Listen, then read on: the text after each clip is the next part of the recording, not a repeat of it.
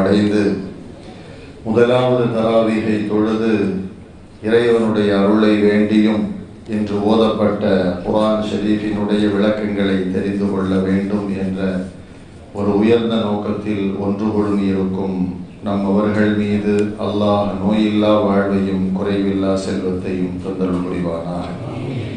ரமலான் மாதத்தில் நோன்பு நோக்கும் யாவருக்கும் அல்லாஹ் அருள் செய்வானாக. கண்ணியத்திற்குரிய நல்லோர்களே, இந்த நோன்பு காலங்களில் 2 நேரங்கள் மிக முக்கியமானவை. 2 நேரங்கள் எது என்று நமக்கு தெரியும். ஒன்று சஹருடைய நேரம், இன்னொன்று இஃப்தாருடைய நேரம். இந்த 2 நேரங்களில் மக்கள் பரபரப்பாக இருக்கிறார்கள் என்பதும் உண்மைதான். இந்த 2 நேரத்தில் ஒரு நேரத்தில் மிக பரபரப்பாக இருப்பார்கள். எந்த நேரம்? இஃப்தாருடைய நேரம். சஹருடைய நேரமும் அப்படித்தான். அது ஒரு விதமான மயக்கத்தில் இருந்தாலும் கூட சஹர் நேரம் என்று சொன்னாலே நமக்கு உணவு நினைவுதான் வருகிறது. அது சாப்பாட்டுக்கான ஒரு நேரம் என்று சொல்லி நாம் அதை ஒதுக்கி விட முடியாது. சஹருடைய நேரம் சாப்பாட்டுக்குரிய நேரம் என்று நாம் ஒதுக்கிட முடியாது. உணவும் அதில் ஒரு பங்கு உண்டு. ஆனாலும் அந்த சஹருடைய நேரம் மிக அற்புதமான ஒரு நேரம். ரப்பிடத்தில் அழுது கேட்டு பெறுகிற ஒரு அற்புதமான ஒரு நேரம் ஒரு நாளில் இருக்கிறது என்றால் அது சஹருடைய நேரம் தான். இது சஹருடைய நேரம் என்பது நம்மவர்களிலே பலர் இப்படி விளங்கி வைத்திருக்கிறார்கள், அது ரமலானில் மட்டும்தான் வருகிறது என்று. இல்லை, காலம் முழுவதும் சஹருடைய நேரம் வருகிறது. அதே போல நோன்பு திறக்கும் நேரம் என்பது ரமலானில் மட்டும்தான் வருகிறது என்று புரிந்து வைத்திருக்கிறோம். இல்லை, காலம் முழுவதும் இஃப்தாருடைய நேரம் உண்டு. இஃப்தாருடைய நேரம் எது? மக்ரிபுக்கு பாங்கு சொல்றாங்க பார்த்தீங்களா, அதான் இஃப்தாருடைய நேரம். சஹருடைய நேரம் என்பது சுபுஹு சாதிக்கிலிருந்து ஒரு 20 நிமிடத்திற்கு முன்புள்ள நேரம் வரைக்கும் சஹருடைய நேரம். கண்ணியத்திற்குரிய நேரம் நல்லோர்களே, இந்த சஹருடைய நேரம் என்பதை பற்றி அல்லாஹ் திருமறையில் சொல்லும் பொழுது ஒபில் அஸ்ஹாரிஹும் யஸ்தக்ஃபிரூன், அதில் முஃமின்கள் பாவ மன்னிப்பு தேடுவார்கள் என்று அடையாளப்படுத்துகிறார்.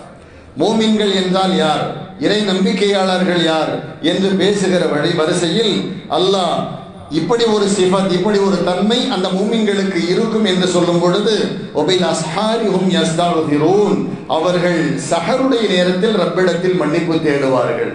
கண்ணியத்திற்குரிய நல்லோர்களே, அந்த நேரத்தை நாம் தவற விட்டு விடக்கூடாது. வெறுமனே சாப்பிட்றது, டிவியை தொடர்ந்து பார்க்கிறது, அது ஒரு பக்கம் இருந்தாலும் கூட நல்லோர்களே, அது ஒரு அற்புதமான நேரம். அதை நம்முடைய சிந்தனையில் கொண்டு வர வேண்டும் என்பதற்காக இன்று சொல்ல பிரியப்படுகிறேன். அந்த நேரத்தில் என்ன செய்கிறது அப்படின்னா, சாப்பாடு ஒரு புறம் இருந்தாலும் முதலில் தஹஜ்ஜத் என்பது மிக மிக அவசியம். தஹஜ்ஜத் தொழுகை, அதாவது 8 ரக்காத்து தொழுகிறதுக்குள்ள சஹர் நேரம் முடிஞ்சிருமே அப்படின்னு நினைக்கக்கூடிய சில பேர் உண்டு. சில பேர் 8 ரக்காத்து தொழுதே ஆக வேண்டும், அது ஃபர்து என்று நினைப்பவர்கள் உண்டு. இப்போ ரமலான் ஃபர்ஸ்ட், இது முதல் தராவி முடிஞ்சிருக்குது, நாளைக்கு முதல் நோன்பு வைக்க போகிறோம். அப்போ அந்த ஆர்வத்தில் என்ன செய்வாங்க அப்படின்னு சொன்னால் 8 ரக்காத்து முழுசாக தொழுவாங்க. ஒரு நாள் தொழுவார், 2வது நாள் தொழுவார், 3வது நாள் தொழுதவுடனே எரிச்சல் வந்துடும், விட்டுருவார், அதோடு இறக்கட்டிடுவார். நல்லோர்களே, ஒரு அமல் குறைவாக இருந்தாலும் அதை நிரந்தரமாக செய்ய வேண்டும் என்று அல்லாஹ் பிரியப்படுகிறார். அதனால 8 ரக்காத்து தான் தஹஜ்ஜத் அப்படிங்கிறத சிந்தனையிலிருந்து எடுத்துருங்க. 2 ரக்காத்து தொழுதா போதும். ஏன்னா நமக்கு இருக்கக்கூடிய வேலை, நமக்கு இருக்கக்கூடிய அழுத்தம், நமக்கு இருக்கக்கூடிய சிரமம் அது நமக்கும் தெரியும், நம்முடைய ரப்புக்கும் தெரியும். அதனால தஹஜ்ஜத் 8 தான் தொழணும் அப்படிங்கிறது கண்டிப்பு இல்லை, கட்டாயம் அல்ல. இன்னொன்று தெரியுமா, தஹஜ்ஜத் என்பது நஃபில், உபரியான வணக்கத்தில் உள்ளதுதான். ஆனால் அதை தொழுதால் ஏராளமான நன்மை இருக்கிறது. அது தொழவில்லை என்றால் அல்லாஹ் தண்டிப்பதில்லை, அதையும் விளங்கணும். ஆனால் ஃபர்து தொழுகிறேன்னு வைங்களேன், 8 ரக்காத் தஹஜ்ஜத் தொழுதாரு, சாப்பிட்டுட்டு கொரட்டை விட்டு தூங்கிட்டாரு, ஃபஜ்ர் தொழலை. ஃபஜ்ர் இந்த 2 ரக்காத்து ஏன் தொழலைன்னு நல்லா கேட்பான். தஹஜ்ஜத் 8 தொழுதியான்னு கேட்க மாட்டான். தொழுதா நன்மை வாங்கிட்டு போப்பான். கண்ணியத்திற்குரிய நல்லவர்களே, அந்த நேரத்தில் அல்லாஹு தாலா முதல் வானுக்கு வந்து அறிக்கை இடுகிறான், என்னிடத்தில் மன்னிப்பு வேண்டுவோர் உண்டா, ரிஸ்க் வேண்டுவோர் உண்டா, நோய் நீங்க பிரார்த்தனை செய்பவர்கள் உண்டா.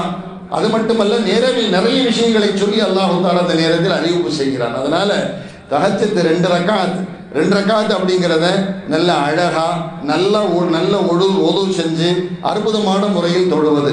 தொழுது விட்டு முசல்லாவில் இருந்து சஹர் சாப்பிட்றதுக்கு முன்னால சொல்றேன், சாப்பிட்ட பிறகு தொழுகணுங்கிற சிந்தனை வராது. அதனால இது சஹர் உணவுக்கு முன்னால் இந்த காரியத்தை செய்து விடுங்கள். 2 ரக்காத் அழகா தொழுங்க, போதும். 8 அவசியம் இல்லை. 8 நான் தொழுதுங்க, பிரச்சனை இல்லை. 8 தொழக்கூடாதுன்னு சொல்ல வரல. இங்க 2 கண்டிப்பா தொழுதுதான் ஆகணும்னு சொல்லல. எது சௌகரியமா அதை செய்யுங்க, ஆனா நிரந்தரமா செய்யுங்க. ஃபத்தகுல்லாஹ மஸ்ததாதும், இயன்ற வரைக்கும் ரப்பை நாம் அஞ்சி நடக்க வேண்டும், அவ்வளவுதான். அப்ப 2 ரக்காத்து நீங்க தொழுது பழகுனீங்கன்னு சொன்னா இது ரமலான்ல மட்டுமல்ல, ரமலானுக்கு பிறகும் தொடரும். பிறகு தொழுது நமக்கு பழக்கம் வந்துருச்சுன்னா 8 தொழுது கொள்ளுங்க.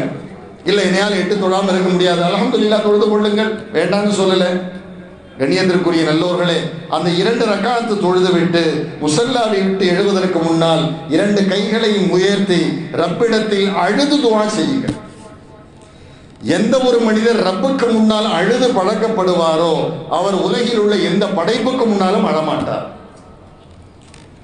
அப்படிப்பட்ட ஒரு அற்புதமான நேரம் தான் அந்த தஹஜ்ஜுடைய நேரம். அந்த தஹஜ்ஜுத் தொழுதுட்டு 2 ரக்காத்து தொழுது அல்லாஹ்ட்ட அழுது கேளு.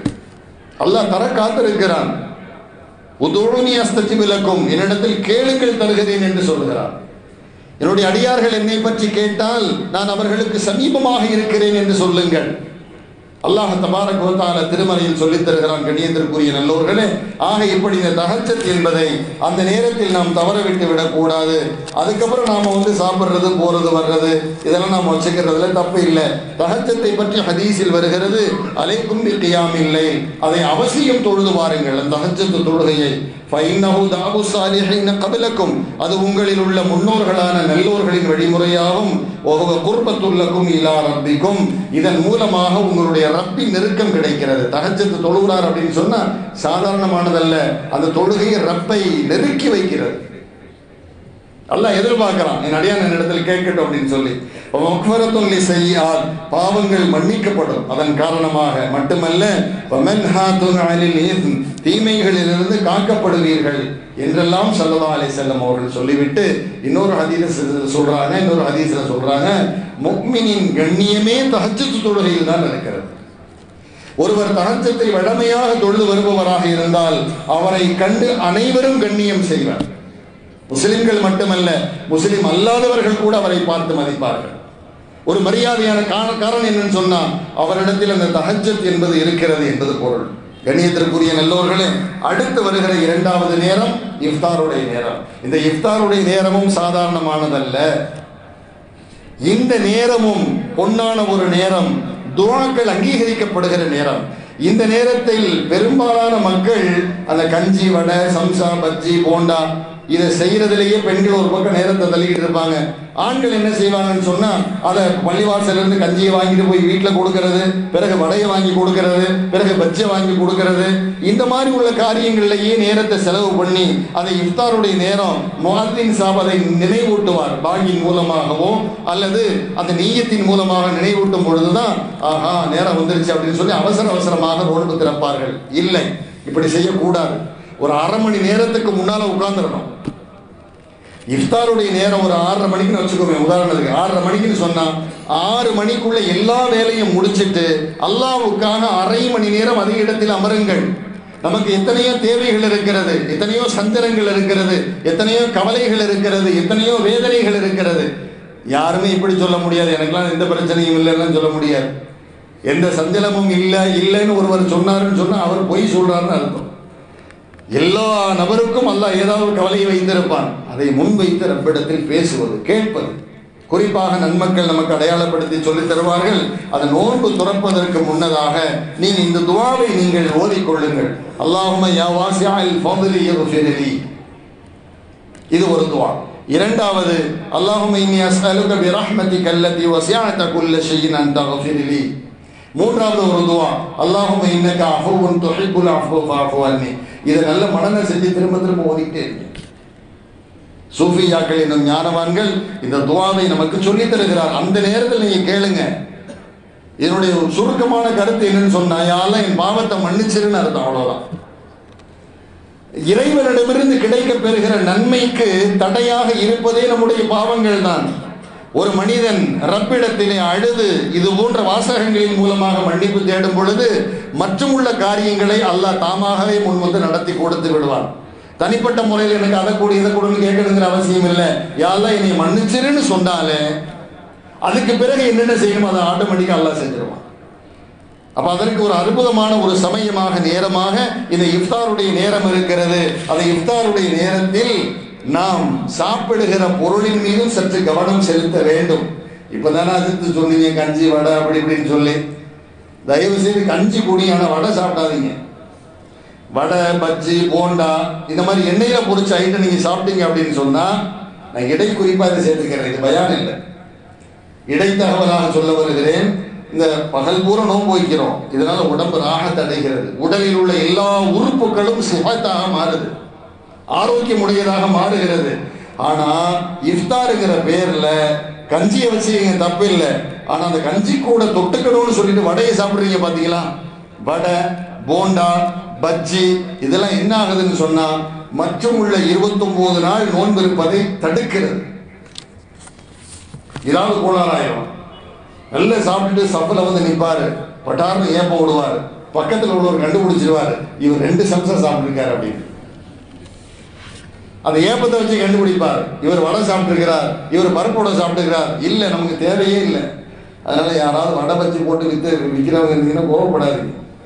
நான் இங்கே வந்து பரவல் கண்டிப்புலாம் சொல்ல வரல, சாப்பிட்றவங்க சாப்பிடுங்க. நான் ஒரு அறிவுரையாக சொல்ல வருகிறேன். ஏன்னா நம்முடைய உடல் பாதுகாக்கப்படணும். உடம்பு நல்லா இருந்தால் தான், சுவர் இருந்தால் தான் சித்திரம் வரைய முடியும். எந்த ஒரு இறை வணக்கத்தையும் அல்லாஹ் இப்படி நாடவில்லை, உன்னுடைய உடலை வருத்தி செய் என்று அல்லாஹ் சொல்லவே இல்லை. ஒரு அமலை நாம் தொடராக செய்ய வேண்டும், அது குறைவாக இருந்தாலும். சும்மா நிறைய செய்யறேங்கிற பேர்ல ஒரேடியா போய் படுத்துடக்கூடாது. இந்த உம்ராவுக்கு போறவங்க என்ன செய்வாங்கன்னா, இங்கிருந்து போன ஆர்வத்தில் தவாஃபு செய்யறேன்னு சொல்லி நம்ம இவர் தான் புதுசாக தவாஃபை கண்டுபிடிச்ச மாதிரி, இவர் தான் புதுசாக உம்ராவை கண்டுபிடிச்ச மாதிரி ஆர்வ கோளாறுல செஞ்சு 3 படுத்துக்கிறார் ரூம்ல. ஏன்னா ஓவருக்கு வரலையா, இல்லை சில கை காலெல்லாம் வலியா இருக்குது, காய்ச்சல் வந்துருச்சு, மாத்திரை போட்டு படுத்து. எதுக்கு உனக்கு தேவையா? இது குறைவாக செய், நிரந்தரமாக செய். அல்லாஹ் இதைத்தான் பிரியப்படுகிறார். கணியத்திற்குரிய நல்லோர்களே, கைருல் உமூரி அவுசாத்துஹா, எதுவாக இருந்தாலும் எந்த காரியமாக இருந்தாலும் நடுநிலையாக செயல்படுங்கள், அதுதான் சிறந்தது என்றார்கள் ஸல்லல்லாஹு அலைஹி வஸல்லம். அது இபாதத்தா இருந்தாலும் சரி, உலகத்தை தேடுவதாக இருந்தாலும் சரி, பேச்சாக இருந்தாலும் சரி, எந்த ஒரு விஷயமாக இருந்தாலும் சரி, ஸல்லல்லாஹு அலைஹி வஸல்லம் சொல்லிட்டாங்க, நடுநிலையாக செயல்படுங்க. அதே போல ரமலானிலும் அப்படித்தான். நோன்பு நோற்று இருக்கிறோமா, பொறுமையை கடைபிடிப்பது. நோன்பு நோற்று இருக்கிறோமா, அப்படிப்படி பேசுறது விட்டுறது. நோன்பு நோற்று இருக்கிறோமா, முடிந்த வரைக்கும் நம்முடைய காரியங்களில் நன்மைகளை அதிகமாக செய்வது. அதிகமாக குர்ஆன் ஓதுவது. இல்லை அதிகமாலாம் ஓத முடியாது, ஒரு நாளைக்கு ஒரு 5 தான் ஓத முடியும், தப்பில்லை, ஓதுங்க, எந்த அளவுக்கு முடிகிறதோ ஓதுங்கள். இருந்தாலும் இந்த ரமலான் முழுக்க ஒரு குர்ஆனை முடிப்பது சால சிறந்தது என்பதையும் கவனத்தில் கொள்ள வேண்டும். எல்லாம் வல்ல அல்லாஹு தஆலா சொன்னதன்படி அமல் செய்கிற பாக்கியத்தை அல்லாஹ் எனக்கும் உங்களுக்கும் தந்தருள் புரிவானாக. வாஹிரு தஅவானா அல்ஹம்துலில்லாஹி ரப்பில் ஆலமீன்.